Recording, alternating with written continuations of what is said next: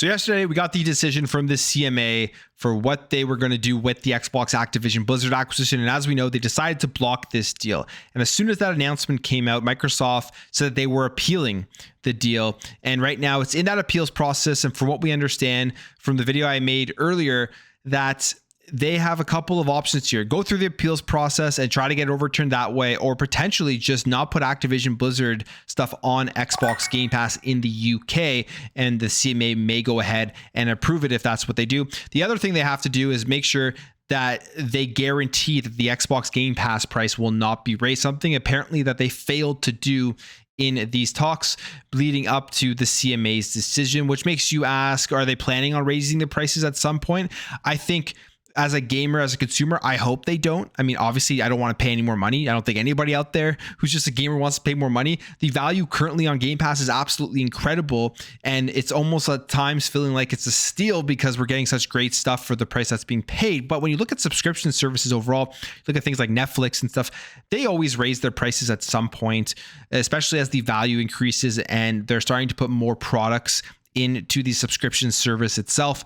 With Game Pass, you would think logically at some point the prices may raise, especially if Activision Blizzard games were to enter the service. But if they have to make the promise that they won't, I think that honestly that's a great thing for consumers and gamers. We'll wait and see if that ever actually comes to fruition. Now, there is this news that came out today, which is pretty interesting, calls into question potentially, was there some sort of collusion with the FTC and the CMA where the FTC was trying to push the CMA to block this deal? As we know, with Lina Khan, she's been under a lot of scrutiny lately, being questioned about why they are so hard against certain deals. Why aren't they looking into Japan and into Sony and the deals that they make, and why and how anti-competitive some of the stuff they do is? They've been asked those questions. So the FTC right now is in the hot seat, and this is another thing that kind of puts the spotlight on them. And there's a lot of consensus out there, I would say, that Lina Khan wants to be the hero, wants to be that person who can say she blocked the biggest acquisition in video game history, put a stop to a huge deal from big tech, and really get her name out there, and will do anything to make sure that this deal doesn't go through. Now, again, that's all speculation. This is all just people talking. But this here, I don't think will really help the image of the FTC and Lina Khan, even though they are denying ever talking about any of these mergers. So the FTC met with the CMA about a week and a half ago, and Bobby Kotick in an interview had this to say. He says, "I was surprised to learn that Lina Khan and the head of the CMA had a meeting a week and a half ago in Washington. You know, legally, you're not supposed to be discussing active litigation. I don't know that they did." I think that that's what you're seeing now, is that the CMA is being used as a tool by the FTC to be able to create these kinds of outcomes. And this isn't the way that they're supposed to be operating. And one of the things for Lina Khan and the FTC, which is a huge win with the CMA blocking the deal, is that now they have that precedent that a huge regulator has blocked the Xbox Activision Blizzard acquisition. So if they do go all the way to court on August 2nd, they're going to be able to use a lot of that stuff and say the same reasonings why the deal should be blocked in the United States. And I think it gives them a bigger advantage now because a huge regulator like the CMA has blocked the deal. So the insinuation here by Bobby Kotick is that Lina Khan met with the CMA, pushed them to block the deal because she was saying, hey, you guys do it, it will help us, and then we can stand together against big tech and this merger. I mean, that's kind of the way I'm reading it, but nobody actually knows, as the FTC official spokesperson actually came out and said that there was absolutely no talk about mergers at this meeting.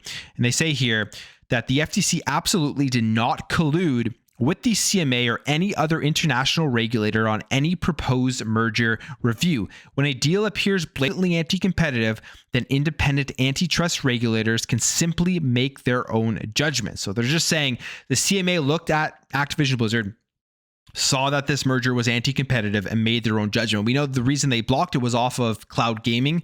They believe that the current cloud gaming market is nascent and growing, and they don't want a merger occurring to hurt the competitiveness within cloud gaming, which is very ironic based off of the fact that Microsoft made all of those 10-year deals with these smaller cloud gaming services. And you even had one of the services, Boosteroid, come out and say they disagreed with the CMA's decision. So we will never know. That is the one thing about this, which is to take away from, we will most likely never know unless something crazy happens, what actually they talked about and whether there was any discussion at any point about the Xbox Activision Blizzard merger, and whether the FTC hinted or tried to push the CMA to go and sway their decision in one direction, which would be blocking the merger. We'll never know. That's the thing. So it's just something to think about, because this definitely will help the FTC. And Bobby Kotick, again, is insinuating that this did potentially occur. So interesting stuff here. There's a lot of news surrounding the ABK stuff because of what happened yesterday. I will continue to cover it. If you guys saw my poll, go vote on that. Most people are seemingly very happy with all the updates, so I will continue to provide updates.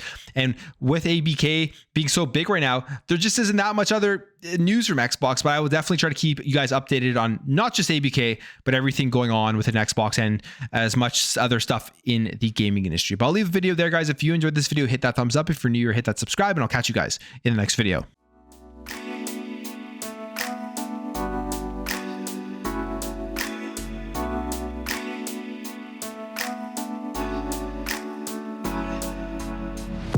Bye.